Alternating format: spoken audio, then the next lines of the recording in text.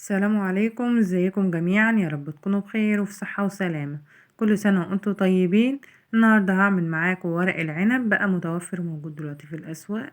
هنعمله في صينية، وبجد طريقته تحفة جدا، وهنعمله بطريقة تسوية مظبوطة، وكمان هقولك على تكاية كده تخليلك المحشي بتاعك يبقى طعمه حلو. هنعمل كمان جنبيه كوسة محشية وفلفل. وان شاء الله كده ده الفطار بتاعنا النهارده. نحاول كده في رمضان يكون نوع واحد، صنف واحد، ما نكترش في الاصناف علشان كل يوم نجدد ونعمل اكل جديد، مش كل يوم يبقى نعمل ونركن في التلاجة. وده كده المحشي بتاعنا ما شاء الله طعمه تحفة تحفة. يلا بينا نسمي الله ونصلي على الرسول ونشوف عملنا الفطار الجميل بتاعنا ده ازاي النهارده.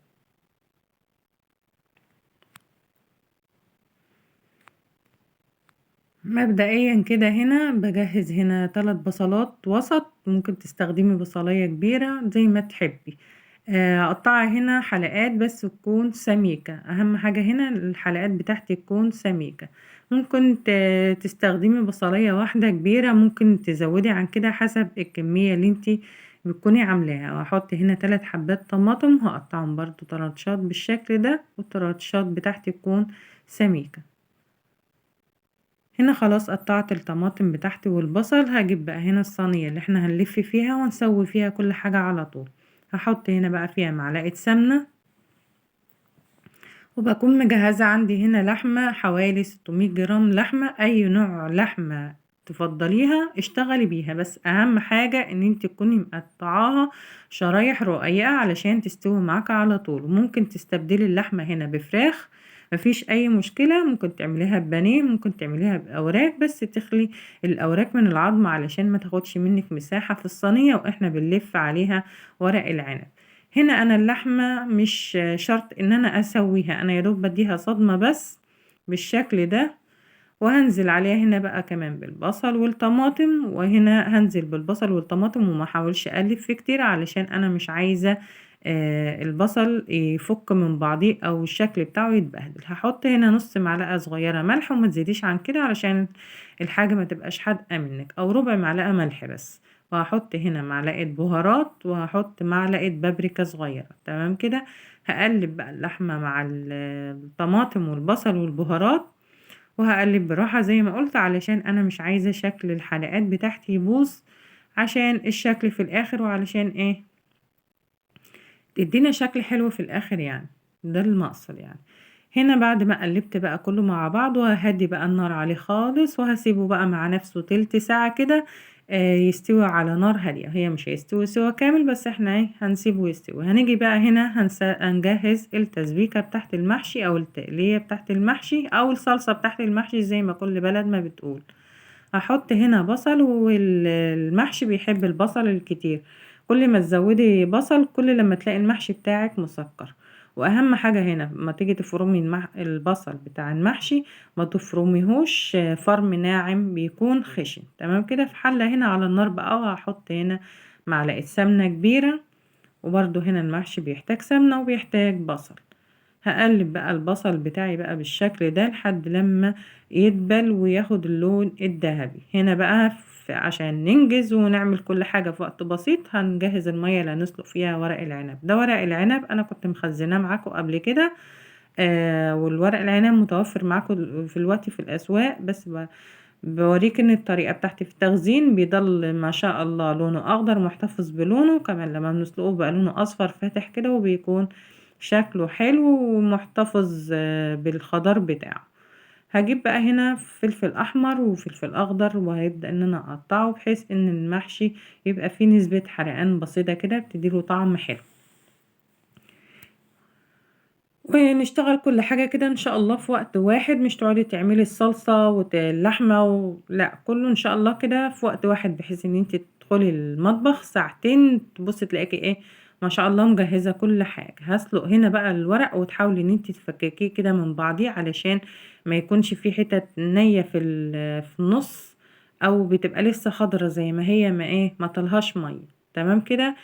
هنا هقلبه بقى وبقلب فيه كل شوية لحد لما يتسلق كويس. هنا البصلة بتاعتي دبلت ودخلت على اللون الأصفر الفاتح. هضيف ليها هنا بقى الصلصة بتاعتي. هنا دي طماطم أنا كنت مفرزاها معاكم قبل كده، طريقتها على القناة.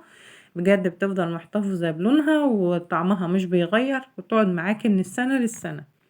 هضيف هنا بقى التوابل بتاعتي، وهحط معلقة بابريكا برضو بتعزز لون الصلصة، وهضيف ملح. وتفتكري دايما كده وانت صايمة ان انت بتحطي الملح في الاول حاجة كده، علشان ما تنسيش ان انت حطيتي او ما حطيتيش. تمام كده. هسيبها بقى تتسبك بقى على نار وسط. كل لما هديت النار للحاجة وهي بتتسبك بتديكي نتيجة حلوة، بخلاف ان انت لما تعلي النار خالص. هنا بقى كده سلقنا الورق العنب بتاعنا. ونرجع للحمة بتاعتنا. ما شاء الله نزلت المية بتاعتها، وبجد والله الريحة بتاعتها جميلة جميلة. ان شاء الله جربوا المحشي بتاعنا بالطريقة دي. وطبعا هكون مهدية النار كده وبخليه تلت ساعة على ما نجهز الورق وكل الكلام ده. هنيجي بقى هنا خطوة تاني مهمة، ودي كمان اللي بتفرق معانا في طعم المحشي. غسلت الرز هنا كده وصفيته، وغسلت الخضرة وصفيتها. او الخضرة بتكون عبارة عن شبت وكزبرة. هنيجي بقى للإضافة هنا اللي هتفرق معاكي في طعم المحشي، وجربيها وقولوا لي رأيكم في الكومنتات. غيرت من طعم المحشي ولا لا. بحط هنا بصلاية وسط بكون مقطعاها قطع صغيرة، وطماطمية برضو وسط بكون مقطعاها قطع صغيرة. وبضيف هنا معلقة بهارات ومعلقة بابريكا وربع معلقة صغيرة ملح، بس علشان احنا التسبيكة بتاعتنا فيها ملح. وهنا بقى يفضل ان انت ما تقلبيش بمعلقة، ادعكي كده بايديكي وشمي الريحة وقوليلي.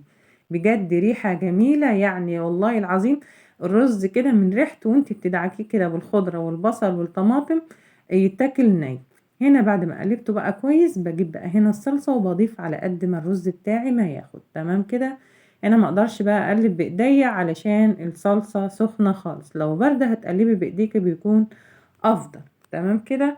برجع بقى الرز بتاعي بعد ما قلبته بالصلصة على النار، بحيث ان انا انشف منه اي مية، علشان لما تيجي تلف ورق العنب ما يقعدش ينقط منك كده او يشر منك مية ويبقى مش حلو يعني. فالافضل ان انت ترجعيه كده على النار وتنشفيه من المية. ده كده الورق العنب بتاعنا بسم الله ما شاء الله. شايفين لونه اصفر وجميل يعني، ولا الطازة ولا كان احنا مخزنينه اصلا في الفريزر. وطبعا الورق هنا للبنات اللي لسه بتكون صغيرة ولسه داخلة المطبخ بيكون في ناحية خشنة وناحية ناعمة. احنا بنخلي الناحية الخشنة بتكون جوه، والناحية الناعمة هي اللي بتكون بره. وبتقفلي كده الجناب وتبرميه على ايديك بالشكل ده، وما تحاوليش ان انت تعصري فيه وتقفليه كده كويس، بحيث ان هو ايه ان شاء الله مش هيخرج منه رز ولا حاجة. وتشوفي الشكل النهائي في الاخر ما خرجش منه رز ولا اي حاجة. ويفضل في الورق العنب هنا لما تيجي تشتريه اشتري الورقة اللي هي الوسط زي دي، ما تشتريش الكبيرة قوي ولا تشتريش الصغيرة خالص، لان الصغيرة خالص دي بتحتاج ان انت تحطي عليها ورقة كمان، والكبيرة خالص دي بتحتاج ان انت ايه تقعدي تقسميها نصين. فده افضل حجم الورق العنب، وافضل طريقة ليه ان انت تلفيه وتقرطسيه بقى بالشكل ده، بحيث ان هو ان شاء الله مش هيفك منك ولا اي حاجة. هرصه بقى كله بالشكل ده، ما بركنش وبعدين ارص، لا انا برص في نفس الوقت. وزي الرصة تطلع معاكي مظبوطة بالشكل ده عشان تاخدي شكل حلو في الاخر. واخد 4 كده و4 كده، 4 كده و4 كده، واكمل نفس الصينية طول ما انا قاعدة. وطبعا بقى يفضل في الوقت ده تاخدي صينيتك كده وحلتك ورزك وكلك واقعدي على الارض، وان شاء الله هيترسم معاكي ما هياخدش نص ساعة ساعة الا ربع، وهتخلصي كل الكمية. والكمية دي كلها دورين بس او صفين زي ما احنا ما بنقول. وهنا فاض حبة رز، هعمل بقى كمان حبة كوسة، نص كيلو كوسة بس. واحنا قلنا ان احنا في رمضان كل سنة وانتوا طيبين، ما نحاولش نكتر من الكميات، نعمل على قد افراد اسرتنا. علشان الاكل لما بيبات لي تاني يوم وتيجي تقدميه بيبقى تقيل، فالافضل ان احنا نجدد ونغير كل يوم في الاكل. انا هنا الورق العنب زدت بس شوية علشان يفيد طبق ولا حاجة للعيال صغيرين ياكلوا ايه منه تاني يوم، دول بيبقى فاطرين. هنا بقى لما تيجي تزيدي، انا عندي شوربة، ممكن لو ما عندكيش شوربة هتجيبي مية سخنة، بس اهم حاجة تكون سخنة، وتحطي لها مرقة دجاج او تحطي لها ملح وسمنة بس، معلقة سمنة كده تحليها. بس اهم حاجة ان هي تكون سخنة وبتغلي. بخلي الشوربة تكون طايلة الدور الاولاني بس او الصف الاولاني من المحشي، عشان لو زدت عن كده المحشي بتاعك هيعجن منك. علشان ما ننساش ان اللحمة عاملة عازل ما بين المحشي، ما بين المحشي وما بين أرضية الصينية. واهم حاجة هنا في السوا ان انت تقفلي بورقتين ألمونيوم علشان اللحمة بتاعتنا تستوي وكله يستوي مع بعضه في وقت بسيط ويطلع معاكي ما شاء الله مستوي. هنا الكوسة برضو يا دوب حوالي كبشة، وبرضو كانت الكبشة كانت كبيرة او مج شاي، وبرضو كان المج كتير، لان ما ننساش ان الكوسة بيبقى فيها نسبة مية، والتقلية اللي احنا حاطينها كل ده هيخليها لك ان تطلع معجنة، فيخلي نص كوباية مية بس او نص مج مية او شرب، ما تزيديش عن كده علشان ما يعجنش منك، وتحاولي تقفلي بالورق الفويل بالشكل ده. والوقت ده بقى اكون مسخنه الفرن على اعلى درجه حراره، وهحط الشبكه في اول رف من فوق البلاطه، اول رف من فوق البلاطه على طول، ما تحطوش في على ارضيه البلاطه كده مباشره، علشان الارضيه بتاعت الصينيه هتتلسع منك وهتتحرق وهتشم ريحه شياط على طول. بعد ما بيدخل في الفرن بسيبه ربع ساعه على نار عاليه، بكون مولعه من تحت بس، بخليه مجرد ان هو ما يغلي زي ما بنكون بنسويه على النار من فوق، بتسمعي انت الطبقبقه بتاعته كده او الغليان بتاعه. بعد ربع ساعة ببدأ ان انا اهدي عليه النار، اخليه نار وسط واسيبه بقى يستوي مع نفسه. قعد حوالي ساعة ونص، تمام كده. هتهدي عليه النار هتاخدي نتيجة حلوة زي ما بنعمل على البوتاجاز من فوق، واصبح معانا بالشكل ده. وطبعا نهتم ان احنا نحط ورقة زبدة عازل ما بين ورق الألمونيا والحاجة اللي احنا بنسويها علشان يكون الاكل بتاعنا صحي. تمام كده. هنا الكوسة كمان زي ما بقولك ان المج كان كتير عليها، يعني كان كفاية نص كوباية شوربة او نص مج شوربة. تمام كده. هنقدم بقى الكوسة بتاعتنا بالشكل ده. بس بجد ما شاء الله كان طعمه حلو جدا والريحة جميلة جدا. جربوا الورق العنب باللحمة بالشكل ده وان شاء الله ينال اعجابكم. وطبعا هنا بقى ورق العنب ما يحلاش الا ما نقلبه على الصينية، على الصينية كده وناكل على طول، ولا اطباق ولا اي حاجة. هخبط عليها هنا خبطتين وما شاء الله لا لزق ولا اي حاجة. ادي الورق العنب بتاعنا بسم الله ما شاء الله. ما اقولكوش بقى هنا على الريحة، الريحة جميلة جدا والسوا بتاعه مظبوط جدا. وزي ما بقولك ما تكتريش شوربة، وتحطي يا دوب الشوربة يكون ملامسة الدور الاولاني من المحشي او الصف الاولاني من المحشي. واهم حاجة تقفليه هنا بورق الفويل، وجربيه بالطريقة دي وان شاء الله هيعجبك ويعجب اولادكم، وحلو كمان في العزومات. وطبعا انا هنا الصينيه فكت مني شويه، لو انت كمان حطيتي في صينيه ضيقه عن كده او قلبتيه في صينيه مظبوطه هيطلع معاكي القالب متماسك ولا اكنك انت عامله تورته. شايفين بقى شكل المحشي بتاعنا من جوه ما شاء الله مفلفل، ولون الرز بتاعنا لونه احمر وحلو. وهنا كمان اللحمه بتاعتنا مستويه والكوسه مستويه وكله اكل بسم الله ما شاء الله. الحمد لله، وربنا يدوم علينا نعمة ويحفظها من الزوال. واهم حاجة ان احنا نحمد ربنا على طول علشان ربنا يزيدنا.